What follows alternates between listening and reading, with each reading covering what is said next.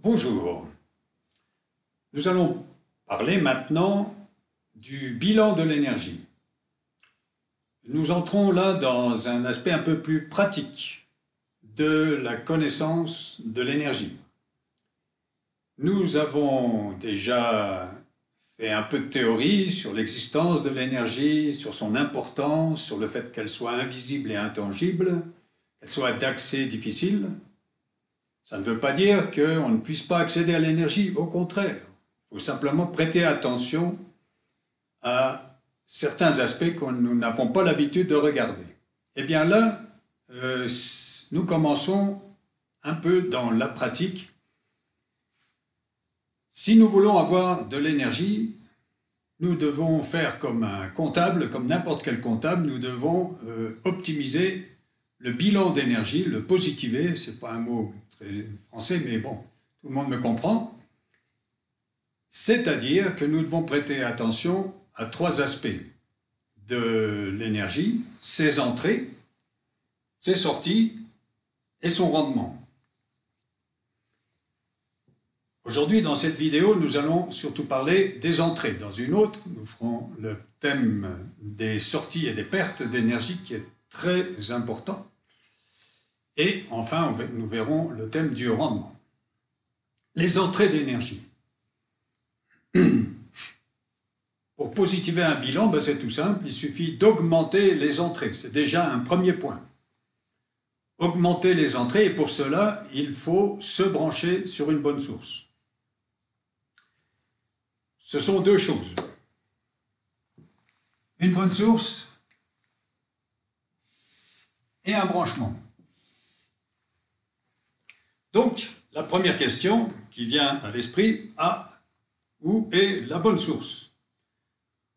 En réalité, où sont les bonnes sources? Parce qu'il y a plusieurs sources. Quand on pose cette question-là, en général, il y a pas mal de perplexité, les gens sont assez surpris. Mais il y a quand même 10 à 15% des personnes qui d'emblée répondent à l'intérieur. Où est la bonne source? À l'intérieur. Effectivement. Ils font référence là à la première source d'énergie qui est, que j'appelle le maître intérieur. Le maître intérieur, c'est notre meilleur ami, c'est ce soleil que nous avons à l'intérieur. C'est une ressource énorme d'énergie que nous avons à notre disposition en nous tout le temps. Une source comme inépuisable. En gros, c'est notre être. C'est notre essence divine, disons. Le maître intérieur, c'est notre meilleur ami. Le problème, c'est jamais le maître intérieur. Le problème, c'est le branchement. Nous ne sommes pas branchés. L'humanité n'est pas très branchée. C'est ça qu'on peut rectifier facilement. Le maître intérieur, c'est donc notre être. C'est notre essence divine. Dieu en nous, pour faire court. Même si on n'y croit pas, c'est une approximation, une approche intéressante. Se brancher sur le maître intérieur, c'est une opération très simple, ça s'appelle intériorisation ou concentration. La concentration, c'est un pas que nous faisons vers notre maître intérieur, et lui, il en profite et fait 10 pas vers nous. Nous recherchons le contact, et le maître nous trouve, et nous remplit. C'est assez simple, tout le monde peut faire l'expérience. Il y a une pratique de yoga extrêmement simple, qui consiste à répéter le mantra universel, le son Om.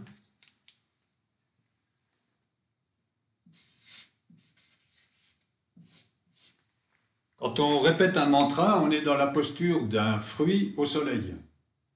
On n'a rien à faire d'autre que se concentrer sur le mantra. Et c'est l'influence du mantra. Le mantra, c'est comme un soleil. Et soi-même, on est le fruit au soleil. Et c'est l'influence du soleil qui nous enrichit gratuitement. Il suffit de faire l'expérience 10 minutes. On reste pendant 10 minutes calme, en concentration, on répète le mantra à voix haute, à voix basse ou mentalement, peu importe. Et on regarde comment on est à la sortie et on s'aperçoit qu'effectivement, il s'est passé quelque chose. Voilà donc une pratique extrêmement simple, à portée de tout le monde. Et ça serait très bien que tous les humains ne vivent pas seulement leur vie extérieure, mais qu'ils aient tout dans la journée un temps pour la vie intérieure. Dans une journée, il y a 1440 minutes, 30 minutes pour la vie intérieure, ça fait encore 1410 minutes pour le reste. Donc, il faut y penser. Surtout que c'est gratuit. Un tout petit effort, c'est même pas un effort, mais enfin un peu d'attention. On commence par 10 minutes. 10 minutes, 10 jours, 15 minutes, 15 jours, comme ça on va en augmentant progressivement. Mais on constate tout de suite le résultat, au bout de 10 minutes. Déjà, on voit qu'il s'est passé quelque chose. Qu'est-ce qui s'est passé? On s'est enrichi en énergie, on a augmenté ses entrées. Premier point donc déjà très important. La deuxième source d'énergie, c'est bien sûr la nature.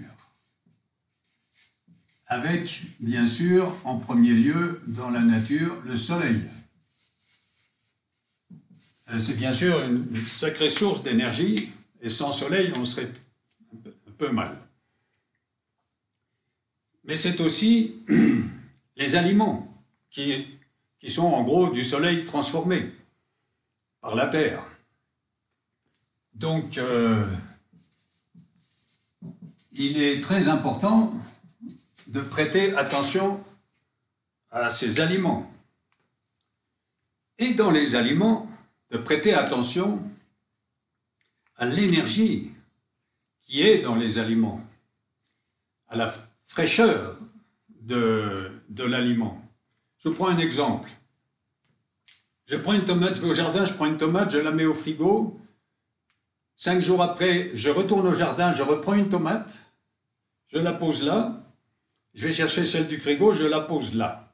Et je vous dis, vous n'avez le droit d'en manger qu'une. Laquelle allez-vous manger? Et tout le monde me dit, celle qui vient de sortir du jardin. Alors je demande pourquoi, alors on me dit, parce qu'elle est plus fraîche. Ah oui, mais celle qui sort du frigo, elle est fraîche aussi. Donc, on peut se demander, ben non, c'est pas la même fraîcheur. Celle qui est au frigo a perdu de la vitalité. Par contre, celle qui vient du jardin, elle a de la vitalité, plus de vitalité. Et même si je ne vous dis pas laquelle vient du frigo, si vous prêtez bien attention, si vous sentez les deux tomates, vous allez dire, celle-là, elle a quelque chose en plus. Qu'est-ce qu'elle a? Elle a une vitalité, elle a de l'énergie. Il y a quelques auteurs, pas mal d'auteurs maintenant, qui font une différence entre les aliments biogéniques, comme les graines germées, qui sont des bombes en énergie, les aliments biogéniques et les aliments bioactifs, d'un côté. Bioactifs, c'est des aliments très frais. Et de l'autre côté, les aliments biostatiques, qui n'ont plus d'énergie, c'est des aliments conservés longtemps, ou conservés par des méthodes de conservation un peu brutales, et les aliments biocidiques, ceux qui carrément détruisent l'énergie. Il faut faire attention, on peut choisir entre les aliments qui ont de l'énergie ou qui favorisent notre énergie et ceux qui l'altèrent. Dans la nature, il y a aussi tout ce qui est vert. La nature, c'est la forêt, c'est la mer, c'est se promener pieds nus dans le gazon, c'est se coucher sur la terre, c'est avoir un bon contact avec les arbres, avec les fleurs, avec les aliments. D'ailleurs, apprendre à les connaître, c'est toujours bon, ça. Et apprendre à cuisiner, la cuisine sauvage, c'est très bon parce qu'on prête attention, sans le savoir, on prête attention à l'énergie des aliments, là. On pourrait dire que le sport, d'une certaine manière aussi, c'est pas mauvais pour notre énergie, mais encore que le sport en salle, je sais pas, il n'y a pas trop de contact avec la nature. Mais bon, si, il faut offrir à son corps de l'activité, de l'exercice. La troisième source d'énergie sur laquelle on doit se brancher bien aussi, c'est les relations, par exemple, interhumaines.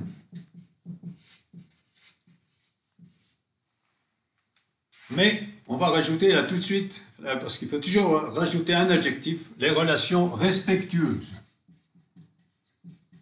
Quand il y a respect entre deux personnes, il y a enrichissement mutuel. S'il n'y a pas de respect, c'est très toxique pour l'énergie.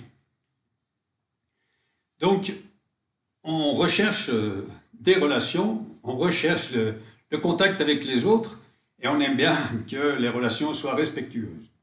Si une relation n'est pas respectueuse,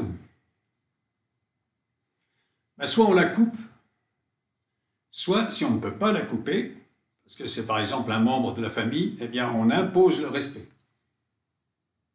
Maintenant, pour imposer le respect, il faudrait déjà avoir de l'énergie. Si on n'est pas bien en énergie, on n'arrive pas, puis on continue en position de victime. Maintenant, on peut rechercher, on doit rechercher des relations respectueuses, on doit respecter, on doit être respecté.